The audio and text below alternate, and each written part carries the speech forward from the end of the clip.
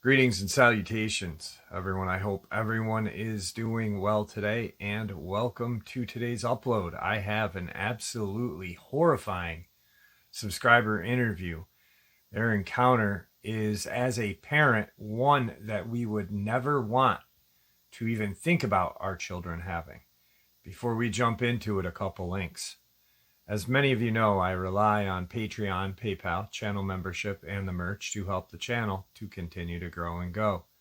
Links to Patreon, PayPal, and channel membership is in the description below. Merch displayed directly under the video. Also, Dogman Frightening Encounters, Volume 1 through 3, the audiobook versions. They were written and researched by Tom Lyons, narrated and produced by me, Jeff Nadolny. Those audiobooks are available on Audible, Amazon, and iTunes, links to which are also in the description as well. And finally, last but definitely not least, if you'd really like to help support the channel to continue to grow and go, simply subscribe. It does not cost a cent.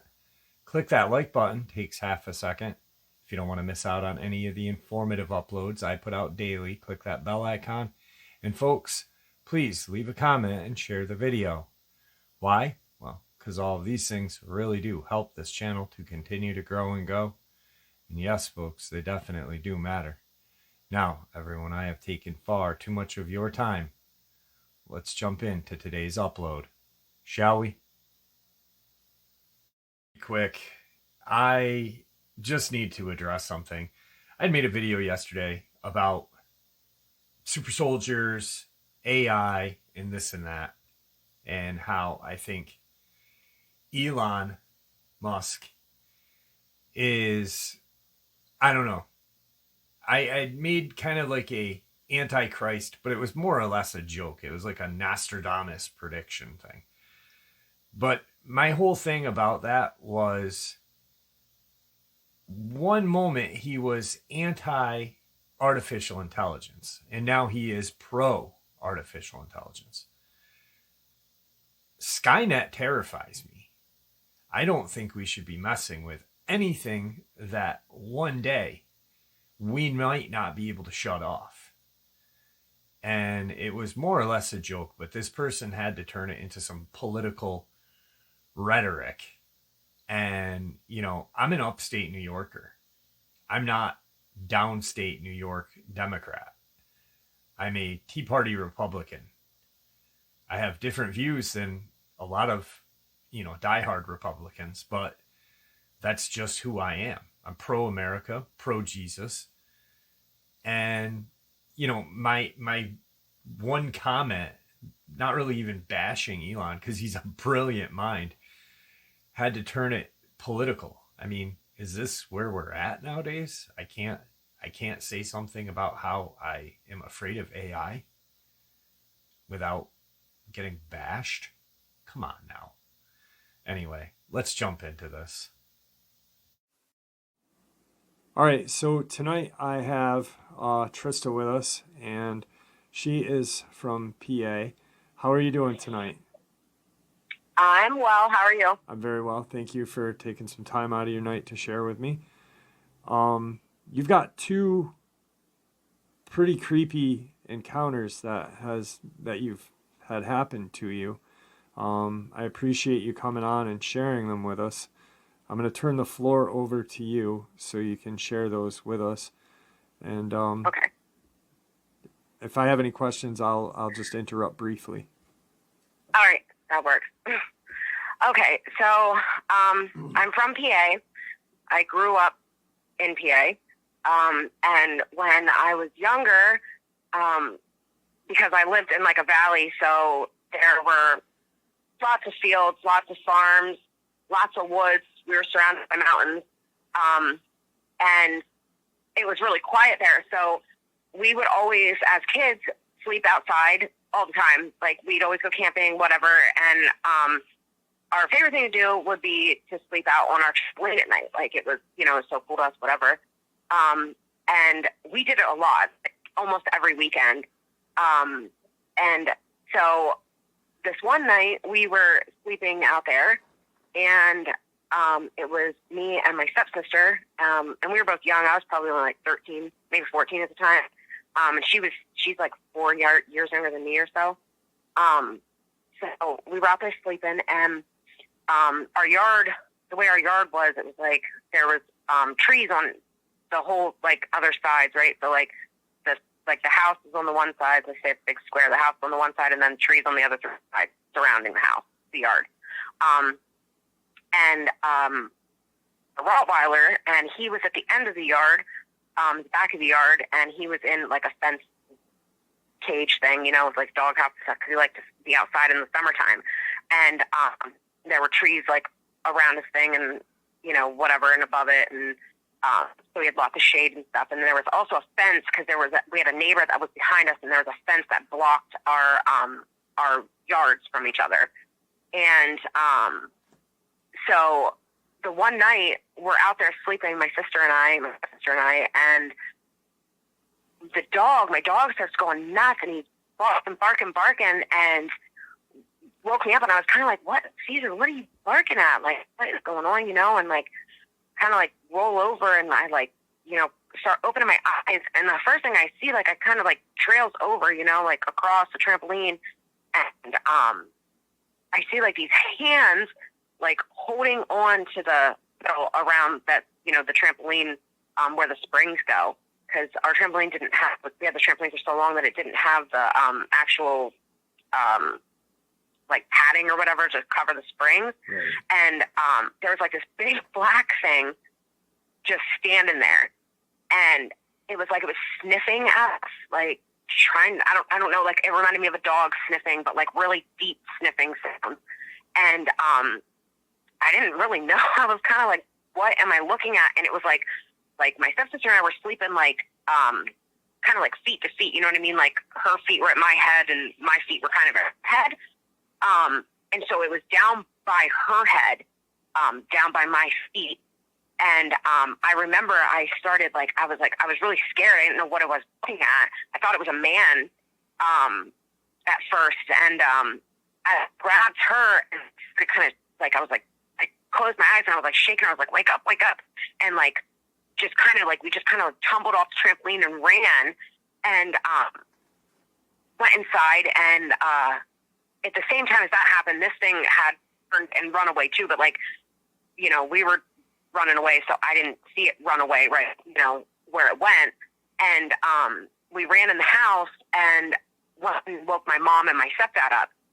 And I was like, there's a man outside. There's a man. He was looking at the trampoline. Like he was holding on the trampoline. He was looking at us, and blah, blah, blah, you know. And so my stepdad grabs the gun and the flashlight and stuff, and we go outside. He tells me to stay inside, but I was worried about the dog. And so I was like, no, what if he gets my dog? You know, freaking out about the dog. And follow him outside, and we get down to where, and he was like, well, where to, and I was like, he was right there. He was standing right there. It was standing right there. I don't know what it was. It was big and black. And I said, I think it went that way. And my dog, he was hiding in, like when we got down to the dog pen, he was in his dog house, tucked the whole way up in the back, cowering, like laying down, like all cowered up in the back, curled up back there. And he was whining and like whimpering real softly. And it was like a complete change to what he was just doing like 3 minutes prior to that or whatever, you know, because he was going nuts, like barking and like kind of like aggressively barking, like trying to like wake us up or something. I don't know. And my stepdad's he's shining the flashlight around, and he caught some movement or something in the tree, or heard the tree rustle, and he puts the flashlight, and there's a big black mass up in the tree, and it was like kind of sitting like, it was like almost just hiding its face, like it didn't want us to see it, like I thought it was hiding, like he thought we couldn't see it or something, but it was kind of sitting like a monkey would sit, like kind of squatted down, crouched down. But this tree wasn't huge, and so this thing looked super big in this tree, but like it was almost natural the way it looked in the tree, like it wasn't, I don't know, like my husband was like, oh, you know, it must have been a bear, maybe it was a raccoon, like this thing was way too big to be a raccoon. And it was just like, I don't know. I don't think a bear, like I've seen bears in trees, and they kind of sit like that. They kind of sprawl out and hold on to the tree, you know? Yeah, they grip the trunk of the tree when they're up there. Yeah. And and this thing was just kind of sitting there, and like it almost like it was like hiding its head, like it didn't want us to see it or something. I don't know. And my stepdad was just like, all right, let's just get in the house. And like he was trying to every excuse as to what it was. Like I remember, like he was like, oh, you know, it was a bear, or oh, maybe it was a raccoon or something. I'm like, no, it was standing there. Like I think it had hands. Like it had hands around the thing, and that like, and he was like, well, if it was a bear, you know, it didn't have hands. And I'm like, he's like, well, a bear could have been standing next to it. I was like, a bear is not going to be holding on. Like I was like, I couldn't figure it out. He couldn't figure it out. He said maybe it was a guy in a ghillie suit.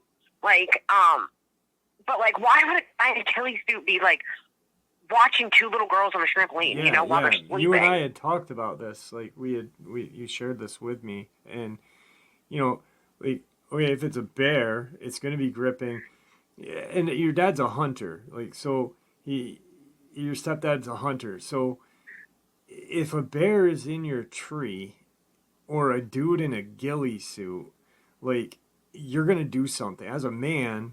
You know what I mean? Like, yeah, so, and he didn't want anything to do with it. He just wanted us to go right back in the house. Right. Which I thought was a little odd too, because we knew where it was, and I remember I kept saying, like, I was worried about the dog. I was like, well, what about Caesar? What about Caesar? What's gonna happen to the dog? You know, like, he's like, oh, the dog will be fine. The dog will take care of himself, and the dog was fine. Right. But when we came back out in the morning, I think he was in his doghouse all night. He did not leave that doghouse. Huh. But yeah, you know, crazy. And there was nothing there in the morning. But just when we talked earlier about this, it was just, you know, and then you said my dad thought it was a guy, or made the excuse, and you know, who knows? Maybe he saw something in the woods prior to this. Maybe he knew, hey, shit, these things are in my yard now. You know, like, I don't want to scare my family, but I don't know how to deal with this. You know, like, if it was a guy in a ghillie suit or a bear, the logical thing to do would be to call the police. Yeah, and none of that was done. Right. No calling. And here's another thing. That tree, I don't know how a guy would have climbed that tree, because it was like probably, I'd say the first branch was maybe 12 to 15 feet in the air. How are you going to like shimmy up the tree? You know what I mean? In a ghillie suit? How are you going to do that? I don't know. I don't think it was a guy in a ghillie suit, but I mean, it was, you know, I think he was maybe trying to just calm us down or something. I don't know. But I don't know. Like you said, maybe he was just trying to like figure out what it was he saw. Maybe he had already seen something like that before. Yeah. Maybe he just didn't know what it was. I don't know. You know, it was, it was something that I think I repressed for a really long time. I didn't talk about it. I didn't tell anybody about it. And then, like I heard a story, and it kind of just brought everything back. And then I even like had to verify with my mom to like, hey, did this really happen? Because I was like, did I make it up? Did I dream this or something? You know, like, your mind plays tricks on you. And I was like, no, I remember that night. I remember, you know, you guys being terrified, and him going out with a gun, and you following him out, and him saying it was probably just a bear, or, you know, maybe I saw a person, or, you know, like, right. You know, there was no answer to it. And my mom was like, she was like, you know, I kind of then didn't think anything of it, you know, and then until recently when I brought it back up, and then she was like putting two to two together, and she was like, what if you saw something that, you know, you shouldn't have, basically. Right. Yeah. Like, yeah, I think, like, you know, like, your mom and you suppressed it. I honestly, the way your stepdad handled the situation, I think, you know, obviously he was protective because he went out with a gun, you know, like, he wasn't afraid. And if it was a guy, you know what I mean? But I think when he saw it in the tree, and as a hunter being out in the woods, I think maybe he knew, like, he might not have known exactly what it was, but I think he knew at that point, hey, shit, it's time I just shut my mouth. We'll go back in the house, and it'll be gone in the morning. You know, I don't want to be labeled as a crazy guy. Yeah, you know, so I'm just going to shut up, and we're going to leave it alone, and it'll be gone, and, you know, life will move on.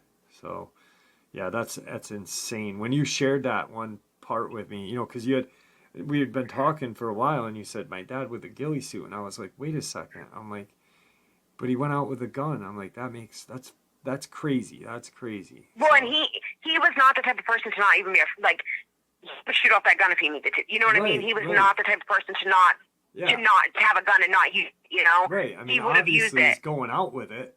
He's going to use it. You know, he's not afraid to take it outside. So, you know, it's just, I think, in my opinion of the whole thing, I think that he kind of had an inkling of, not that it was a Dogman or whatever, but he knew something was not right, and I think he just wanted to close the door and, you know, kind of leave it be, you know, and let's leave it be and just forget about it, because that's what, as adults tend to do shit like that, you know. We just and we didn't sleep out on the trampoline anymore after that. That was the end of that. We never did that anymore. That was the end of that, you know. Yeah. I don't think I ever actually, come to think of it, I don't think I ever slept in that backyard again, not even in the tent. So, you know, our family owned a mountain, so we did a lot of camping, but we also had campers up there that were up there full time, so it was kind of like a home away from home. You know, we had electricity, water, everything. Yeah. So, like, I would go camping up there, but it was different. You know what I mean? It was not like I didn't feel vulnerable. Yeah. Like I did in my own backyard. Right. Absolutely. Yeah. You had a terrifying moment there. So you had a second creepy encounter that started with a friend of yours. You guys went and saw a movie, right? Yeah. So I was back in the day, I was like real into like ghosts and paranormal and ghost hunting and stuff like that, you know. And so when The Omen came out, which, you know, The Exorcist was one of my favorite movies. It still is. And I like creepy stuff, you know, whatever. And so when The New Omen came out on 2006, we were like, oh, we're going to go see that movie, you know? And we were so excited. So we went to like the midnight showing of it. And the whole way home, like, it had been like raining that day. And so everything was really foggy and creepy, you know? And it was like 3:00 in the morning by the time we were done. And we were like, you know, I was messing with her, and I was like, oh, what if we see, you know, a dog or whatever? What if we, you know, just trying to freak her out, you know, whatever. And so we get back to our house, and we decide we're going to go to like Denny's or whatever, and for coffee, because they were open 24 hours a day at that time. And so we leave her house, and we're both kind of on edge after that movie anyway. And I had her more on edge because I was just saying stuff to scare her, you know. And we come around this corner, and there's a freaking dog sitting in the middle of the road. Sitting in the middle of the road. Excuse me, sitting. It was not standing. It was sitting in the middle of the road. And this road was like a mountain road, so it was like, you know, big and like an oversized one-way road, like not a two-lane road, big enough that you could put two cars on it, but one of them, you know, you're kind of going to be off in the dirt on the off road each car that you go by, you know. But like we come around this turn, and we're in the middle of the woods, and it's foggy, you know, and coming off this mountain, and we come around this turn, there's this black dog sitting in the road, and I guess the only way to describe it is it kind of looked like Anubis, you know, but not like, okay, Anubis in the point of like the ears, right? Because it had these tall ears, like a German Shepherd, you know, like how their ears are, but not like the long snout. Like I think Anubis kind of has a long snout like a Doberman. It didn't have a long snout. It looked more like just a black German Shepherd, I guess, but like it had very big ears. I remember that. And it was just sitting there, and it was not moving at all. And I was like, oh my gosh, is this one of your neighbor's dogs? Like, what's going on? Like, who has this dog? And she's like, dude, my neighbor's like 2 miles away. It's not their dog. She's like, don't. And I'm like, she's like, no, don't get closer. Don't get closer. I'm like, well, I don't want it to get hit by a car. And I'm like, well, should we see if it has a collar? And she's like, no. And we're like looking, you know, I don't see a collar on it. You couldn't see anything on it. It was just solid black. And, I was going to get closer to it. I was like, well, should we just drive around it? Should I see if I can get her off the road? Like, I kept saying I don't want to get hurt. Cause I'm an animal lover, and, you know, I would feel bad if I came back that way and that dog was laying on the side of the road dead because I didn't do something about it, you know? Right. And she's like, don't you dare, do not open that door. Like, she was really freaking out. And she was like screaming at me. And she's like, do not, like, that's like, turn around and go back home now. And I was like, what is your problem? You know, I couldn't figure out the problem in it. I just wanted to make sure the dog was okay. And so I was like, okay, you know, I gave in and I was like, all right. Like, I had even beat the horn at this dog, and this dog did not move. The only thing it did was twitch its ear a little bit when I beat the horn. It was not afraid of the car, nothing. Like, just sat there in the middle of the road, blocking the road. And so I did, like, a 3-point turn, and, you know, like, when you do a 3-point turn, you back up, you know, on the road, and, like, so I'm looking in my rearview mirror, and the fucking dog just disappeared. It was just gone that fast. I could see it the whole time until I looked in my rearview, and then it was gone. Just gone. So we get back to our house, and, you know, we tell her mom in the next morning, we're like, oh my gosh, you know, we saw this big black dog just put in the neighborhood, and her mom's like, you guys didn't see anything. There was nothing there. Like, she didn't believe us, you know? Right. But I don't know. I still don't know what we saw to this day. I don't know if it's a hellhound. I don't know if because I was messing with her so bad and, like, saying, you know, like, after seeing that movie, and it was 666 and da-da-da, you know, and I was messing with her and saying, like, oh, what if we see this dog, or what if we do this? I don't know if I, like, open myself up to something, you know, like I know people believe in that too. And, I mean, since then, like I told you, like I really kind of closed my energies off so that way, you know, and my home off because I have a 4-year-old, but, you know, I still don't know what I saw to this day. I don't know if it was a Dogman. I don't know if it was I mean, it didn't have, like you said, a lot of hellhound reports say the hellhounds have, like, these dogs have it did not have glowing eyes. Right. It didn't. Yeah. Like when you said that, when you were talking to me, as like the glowing red eyes, there was no glowing red eyes. But as we were talking about the experience, the account with the ambulance drivers popped into my head, and I was like, you know, I'm like, that's, you know, because you, being an animal lover, you looked for a collar, which is what those guys did. It was a very black, large dog. And I, you know, it could have been a Dogman, it could have been a hellhound. But for some reason, the ambulance encounter with the two guys just kind of struck me. And, you know, as you were doing your 3-point turn, maybe it just said, shit, you know, these guys aren't going the right way. They're going back, and it hopped off into the woods because, you know, who knows if it would have disappeared when you opened the door, or if you would have disappeared if you opened the door. Yeah. So. Well, now that you say that, that makes me think, like, was there more than one and we just didn't see the other ones? Yeah. You know, because that ambulance one, that dog, you know, that one Dogman uses itself basically for the other one. Yeah, there was like 5. You know, as a distraction. Yeah, there was like 5. There was two in the back, 1 in the side, and I think 2 in the front. They think 4 or 5, but you know, it could have been the distraction sitting right in the middle of the road. Hey, check this out. You know, look at me. I'm a big dog. Yeah. But you know, I mean, it could have been a hellhound too, like you said. Like you opened it up and by talking about these things, but I don't know. For me, just I mean, it just sounds so. Like, hey, this is a distractive measure. And with all of, like, these, you know, accounts lately with the people just, you know, the doctor in Georgia or, you know, in Beaufort County, North Carolina, you know, people have been, especially with the doctor in Georgia, you know, she was found outside of her car door open, you know. Yeah.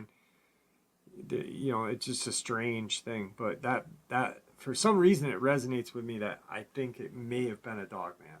Just I mean, now that you say it, I don't know. It really is. Now it kind of freaks me out a little bit more because now I'm like, what would have happened? What would have happened if I didn't stick around? What would have happened if I would have tried to pass that dog? Or what if I would have gotten out? Because you know what I mean? Like, because I mean, I can't tell you how many times that I've been on the road. If I see a dog, I'll pull over and be like, come on, do you have a home? Do you have a collar? What's going on? You know, like to try to get it off the road, right, you know? Right. And I mean, I don't know. Like I said, I don't know. There could have been more around the car and I didn't even see them, you know, because we're on a mountain road. There's mountains on either side of us and we were coming around a turn. So you can't see past that turn. It's all mountains basically, you know? Yeah. You're just seeing woods. Absolutely. So I don't know, maybe, and it was pitch dark that night. But and like I said, that it was really odd, and what makes me think maybe it was a distraction now that you're saying that, because I beat the horn at this thing and it did not move. Most dogs would have moved off the road or something. Yeah. This thing just sat there and stared at me. Like, it did not move. It just stared at us, stared at the car. It twitched its ear when I beat, and that was it. And I didn't beat. I was like, beep, beep, beep, like trying to get it to move. And it was not going anywhere until I turned around, and then it was gone. And it was gone. And I feel like it was like a split second. Like, I didn't look. I saw it, turned, went to look out the other mirror, and it was gone. Like, that fast. Yeah. Well, like one off the road or something. Like you said, it was a small road. Mountain roads are usually like 1.5 lane roads, or 1 3/4. They're not a full 2 lane. And a Dogman, all these accounts of Dogmen, hopping over 2 lane, 4 lane roads in 2 jumps, a small road like that in the middle of it isn't going to be much for something like that, So yeah, when I turned, he probably could have just got up and hopped one hop, and he was already in the woods. Yeah, and you're not going to see anything after that. It being pitch black out as well. So yeah, and it was so foggy that night. Like, I think if I wouldn't have been on a mountain road, I probably would have been like a twisty turny road. I probably would have been going a lot faster. But because of it being a twisty turny road, I wasn't going as fast. And I don't think like how foggy it was. Had I not been going slow, I probably would have hit it. It would have been, you know what I mean? Like, it would have been so late by the time I got to it. It would, you know what I mean? I don't know. Like, it was so foggy that night because it had rained. It was humid, and in the mountains, it was just very foggy. I remember that too. And like, it just being so foggy. And once when my headlights, my high beams could see it, or maybe no, I think I had my low beams on because of the fog. I don't know, but whenever my headlights hit it, that's when I saw it and stopped. It wasn't like my head, we came around the corner and as we're starting to drive it was right there, Right. Like in a spot where I feel like you would have to stop or you were going to hit it, like any car coming around that corner. Here's the thing. The way that road is when you come around that corner where that dog was, it's a hill going down. So a car coming up would have had to stop because right there's the dog, and a car coming my way, the way I was going, had to stop because there's the dog. You know what I mean? Like, so it was in like a perfect spot to stop people. Yeah, absolutely. Yeah. I mean, it's crazy how you just take the time to, you have something very strange happen and like it could have been, very well, it could have been a hellhound, like you said at first. But then you start to look at the situation and kind of really that, just stop and get a whole different perspective. It makes a little more sense sometimes. So, I mean, yeah. Who knows? It's still because I would have never thought of that. Yep. Yeah, and how you described it, its hair was not, shaggy, but it was, and like I said to you, that all Dogmen don't look alike. There's different, they have different characteristics, like human beings, just because one is a different, they're very different. So there's been multiple different colored eyes. It could have had black eyes, like the first one. Well, whatever I saw on the trampoline, yeah, that thing, it had to have had black eyes because you couldn't see its eyes at all. It was like a big black mask, basically, just dark, And this one, there was no eye shine to it at all. I saw it because, my lights hit it, and there is this dog. And, like, the thing I remember most about this dog was its ears were very much on the top of its head. Yeah. You know what I mean? You know how Anubis's ears are? That's exactly what it reminded me of. Like, very tall, but almost on the top of its head. But looked kind of like a German Shepherd, but not shaggy hair, you know what I mean? Like, almost like a dog, like a beagle's hair, like I explained, you know what I mean? Like, how their hair's a little longer, but not like short-haired dogs, Yep. Kind of like that. Like, you could see the texture, kind of, like the hair, the black hair, you could see the hair, but it wasn't like shiny or, or whatever, or grungy looking. It just looked like a dog with hair, you know what I mean? Like a normal dog, just like bigger and weird ears. Yeah. For some reason, it just resonates with me that it could have been, but you will never know, and thank God that you'll never know. You know, that's how you Yeah. got to look at it. Thank God I'll never know what the heck that was. So. Oh yeah, that's pretty scary actually. Yeah, Now that I think about it, you know, I think about like I'm not even worried about that one. I'm about what was around us. Yeah. Because I'm sure if there was one, there's probably more. Absolutely. Absolutely. But I appreciate you. Don't hang up. I want to end the interview real quick, but don't hang up. I appreciate you coming on. okay. Thank you for taking your time. I know it was Thank hard. you for letting me share. No, I know it was hard when we first started talking. Before we did the interview, it was definitely a hard thing for you to share. You haven't really shared it with that many people besides your mom. So I appreciate you just, you know, reaching out and coming on and sharing and, you know, having being able to look at it in a different perspective. Like, hey, this, you know, instead of having your mindset, that was a hellhound, you know. I appreciate that too. Like, Well, very good. I'm not you know, I'm not any expert. So, you know, I don't know if you can necessarily be an expert, you know, but right. So, you know, I mean, it's good to hear another point of view because then it, you know, kind of helps me think about now I don't have to get, like, I've been mulling this over in my mind for a long time. Yeah. You know, all these things that have happened and like, especially, well, I guess, I think, like I said, I think I've regressed some of them. I kind of blocked them all out and then I was listening to something and something triggered it. And then I just started like thinking about it and that's all I thought about.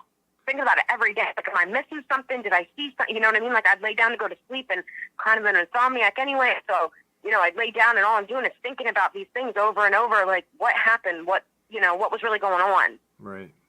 Yeah. So. Well, all right. Don't hang up. Thank you for coming on and say goodbye to everybody. Goodbye, dog fam. All right. So, like I said in the intro, as a parent, I could never, ever want or imagine my child having an experience like that.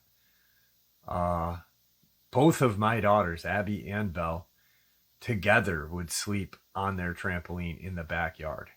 And after this interview and hearing this experience, it sent shivers down my spine thinking about my two little girls crashed out on their trampoline, oblivious to everything around them. I hope y'all enjoyed today's upload as much as I enjoyed sharing it with you, and I'd like to thank you all for supporting this channel. It is, after all, your support that keeps this channel growing and going, and what gives us all a place and a chance to share our experiences and theories judgment-free. Everyone's treated with the respect we all deserve, so thank you. Please stay safe, happy, healthy, and ever vigilant, keeping an eye on our children, pets, family, and friends. These creatures are real. These events are real. Share these dangerous information, this just terrifying information with those you love and care about, and it may just help save their lives someday. Just having their eyes open, just that little bit, may save their life. And with that, never stop asking questions, never stop searching for the truth, and God bless you all.